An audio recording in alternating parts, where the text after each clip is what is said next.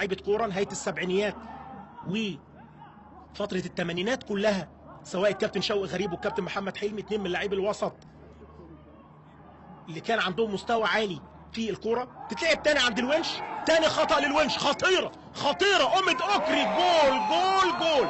الونش بالخطأ الثاني بعد ما اخطأ من 3 دقايق، وقلت مكان لا يسمح بالاخطاء.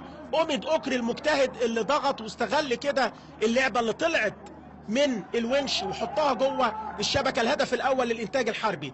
ادي الفريق الحربي والانتاج التهديفي ليه عن طريق أمد أكري بعد ما اتضغط خطفها منه الراجل. ايه كان لازم يشيل الونش من هنا، انما يا ولد يا لعيب، جول جول جول، هدف لأمد أكري. وبص اخطاء بقى المدافعين، محمود حمدي الونش اللي قدم مستويات جيده في الدور الاول، انما اخطاء تكلف فرقته اهداف في منتهى الصعوبه مع الدقيقه 22. 1-0 للانتاج الحربي، ولسه بنتكلم من 3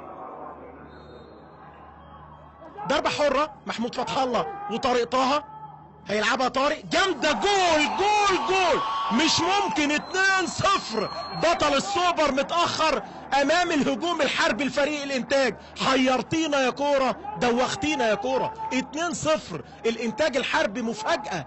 ولا اكتر المتشائمين لنادي الزمالك يقول يتاخروا في اول 35 دقيقه، ولا اكتر المتفائلين للانتاج الحربي يقول يتقدم على البطل القادم من الامارات ببطوله في الكره المصريه بهدفين. انما بص شوف طارق عملها الراجل في منتهى الجمال. 2-0. محمود جنش اللي وقف الحائط البشري والمفروض واخد الزاويه الثانيه، هيسأل برضو مع الحائط عن الهدف. ادي اللعبه اتكلم عليها محللنا كابتن احمد سليمان مدرب حراس المرمى الكبير لمنتخب مصر اللي جاي بعد ما اتأزمت عليه العمليه طوال ال 43 دقيقه. محمد ابراهيم يا ولد يا لعيب، خطيره، ابو الفتوح خطيره، مش ممكن، باولو جول جول جول.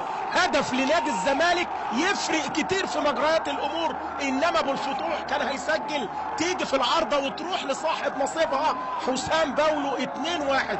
3 اهداف في شوط اول، هو الافضل خلال ال8 مباريات اللي احنا شفناهم تهديفيا، والاصهاره اللي كانت موجوده في الحته الهجوميه. يبقى حسام باولو بعد ما ضربوا الدفاعات في جبهه ابو شعيشع، بص وش رجل ايه يا ابني، وش الرجل ده يا محمد يا ابراهيم، منتهى الجمال والروعه. تطلع طلقه من رجل ابو الفتوح ويكمل حسام باولو. الزمالك يحضر بجون مع الثواني والدقائق الاخيره. الدقيقه 44، 2-1 لصالح الانتاج الحربي بعد ما سدد ابو الفتوح. لسه جوه الملعب اهو في الاعاده، وبيكملها باولو بدماغه، هدف اول لصالح نادي الزمالك.